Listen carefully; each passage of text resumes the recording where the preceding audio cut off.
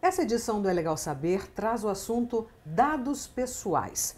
E aí, a gente convidou o promotor de justiça, Dr. Felipe Magno, que também é coordenador de dados pessoais do Ministério Público, para trazer essas informações, né, doutor? Obrigada pela sua participação aqui com a gente. Eu que agradeço, Marinde, pela oportunidade de falar de um tema tão importante atualmente. E tão né? atual, né, doutor? Isso. Vamos começar falando o que é o LGPD. Tá. Veja só, LGPD nada mais é do que a sigla para a Lei Geral de Proteção de Dados Pessoais, tá? É a Lei 3.709 de 2018, que foi aprovada aqui no Brasil com um certo delay, com um certo atraso, né?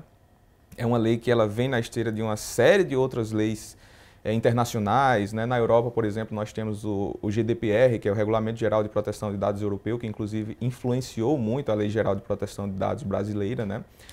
Mas, como dito, é uma lei que ela vem com um certo atraso. A primeira legislação de proteção de dados pessoais no mundo, uma legislação nacional, ela data da década de 1970. Então, nós temos aí um certo delay de quase 5 décadas no Brasil, né?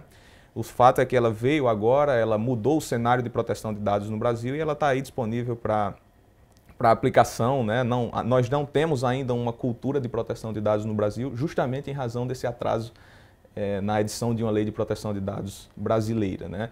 A partir da LGPD se tornou possível agora essa criação de uma cultura de proteção de dados, já é uma disciplina que vem sendo abordada em cursos de faculdade, pós-graduações, enfim. Esperamos que com a LGPD aí nós tenhamos um avanço nessa área.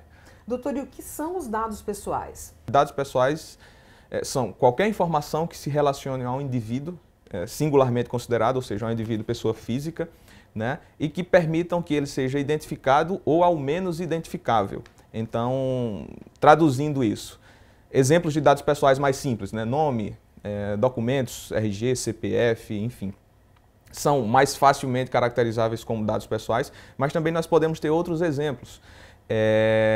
Como, por exemplo, um IP de acesso à internet, né? um endereço, até mesmo a voz do ser humano, se tornar possível a identificação de determinado indivíduo ou titular de dados pessoais, ela pode ser considerada dado pessoal e, por isso, digna de proteção por parte da LGPD, né? Dentro da LGPD, nós temos ali uma divisão de categorias. Nós temos os dados pessoais e os dados pessoais sensíveis. Esses são dados pessoais que, por envolverem algum tipo de informação mais sensível para o cidadão, eles gozam de um regime jurídico protetivo mais rigoroso, né? Por exemplo, vinculação a partidos políticos, opinião política, vinculação a sindicatos, orientação sexual, dados sobre saúde, sobre vida sexual, são todos considerados dados pessoais sensíveis e, por consequência, têm uma proteção maior por parte da LGPD. Doutor, e com base nessa lei, quais são os direitos assegurados aos cidadãos? Pois bem, a LGPD é uma lei protetiva, né, como o próprio nome indica. Então, ela traz um extenso rol de direitos para os cidadãos, né? Esses direitos, em sua grande maioria, eles decorrem de um princípiozinho que está, inclusive, implícito na Lei Geral de Proteção de Dados, que é o princípio da autodeterminação informativa. O que é isso? O cidadão tem o direito de gerir as informações a seu respeito, né?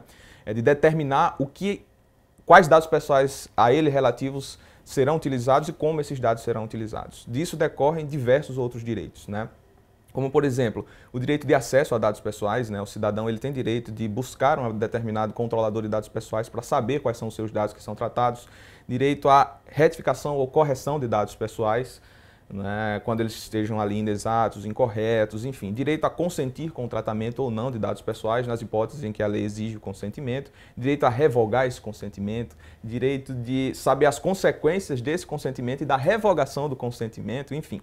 São apenas alguns direitos, a lei, como eu disse, tem um rol amplo de direitos dos cidadãos, né, mas que bem evidenciam esse manto protetivo que a LGPD trouxe no Brasil. E, obviamente, tem sanções para dados pessoais que são tratados indevidamente. Sim, perfeitamente. Todos aqueles que tratem indevidamente dados pessoais, e o que é tratar indevidamente, né, é tratar dados pessoais fora das 10 hipóteses que a LGPD prevê, né? Todos aqueles que tratarem dados pessoais fora dessas hipóteses estão sujeitos a sanções, né? Sanções de cunho administrativo, inicialmente, né? Que podem ser aplicadas pela ANPD, a Autoridade Nacional de Proteção de Dados Pessoais, vão desde uma advertência, né? Com indicação das medidas de correção, até a aplicação de multa, que pode chegar a 2% do faturamento da empresa e até 50 milhões de reais pelo tratamento indevido, né?